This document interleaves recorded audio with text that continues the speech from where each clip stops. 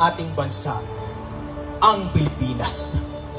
Kumakatawan ito sa isang bayang nagkakaisa na sa bawat himaymay ay may angkop na hugis ng kabuuan. Isang panggeograpikong sakop ng mga lupain na walang kabawasan. Isang republika, demokratiko, malaya at nagsasarili.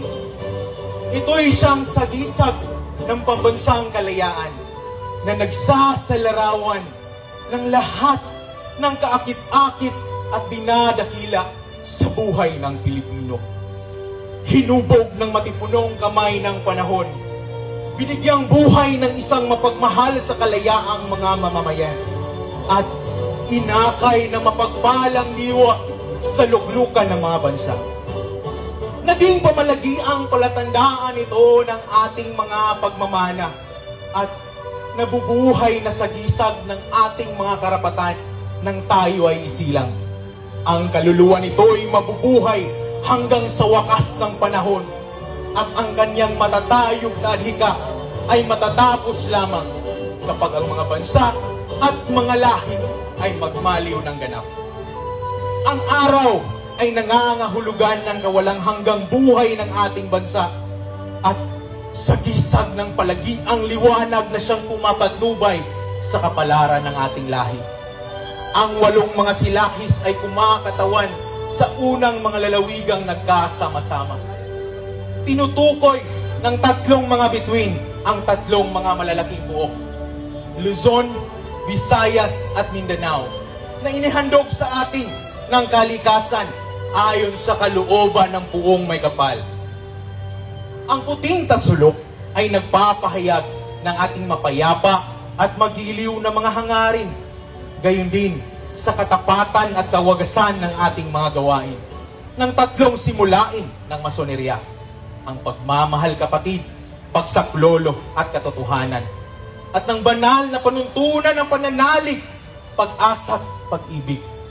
Ang bughaw na kalawakan ay nagpapakilala ng ating pag-ibig sa inang bayan at ang matayog na panuntunan at hangarin. At ang malapad na habing pula ay nagpapakilala ng ating walang humpay na kakayahan na nagpapanatili sa atin ng isang bahagi sa kalawakan ng kalangitan. Sa kabuuan, ang tatsulok, ang araw at ang 3 mga bituin na siyang bumubuo ng ating watawat ay maliwanag ng mga sagisag ng pagkakapatiran ng tao sa ilalim ng pagiging ama ng Diyos. Tulad ng pinapangarap ng ating mga ninuno, naway kumailan lang ito sa ibabaw na lupain ng maliligayang mamamayan sa panghabang panahon. Hayun ang ating watawat, humawagayway, isang sagisag ng pambihirang ganda at makabayang kahulugan. Ang palagiang ulirang pananglaw ng ating mga mamamayan sa isang mapayapa, nagsasarili at malayang pamumuhay. Magpugay kayo dito sapagkat ito ang kabuuang ganap ng kaligayahan ng ating mga ninuno sa panahon ng mga sigit na nagdaan. Hagkan ninyo ito sapagkat ito ang watawat na magigiting ng mga anak ng ating Sinaraha Sulaiman at Maria Clara.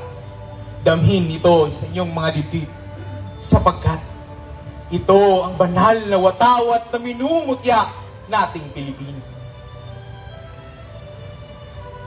Ingatan niyo ito sa inyong mga puso sapagkat ito ang palatandaan ng ating mga kapatid na nagbuwis ng buhay para sa kapakanan ng ating bayan.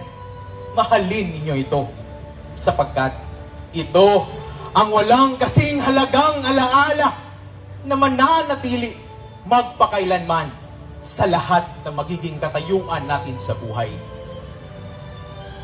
Igalang nyo ito na lubusan sapagkat ito ang nabubuhay na katauhang diwa ng lupang ating sinilangan.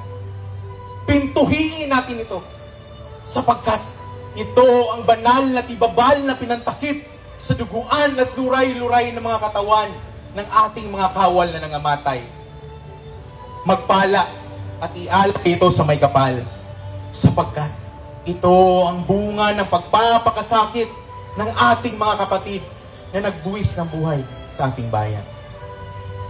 At magtiwala sa makapangyarihang Diyos at sa makataong katarungan upang ito ay mapamalaging sa inyo, sa inyong mga anak, at sa iaanak pa ng inyong mga anak, luwalhatiin at lalong higit na pagpalain ng ang mga namatay sa kapakanan nito, sana'y di nangamatay ng walang kabuluhan.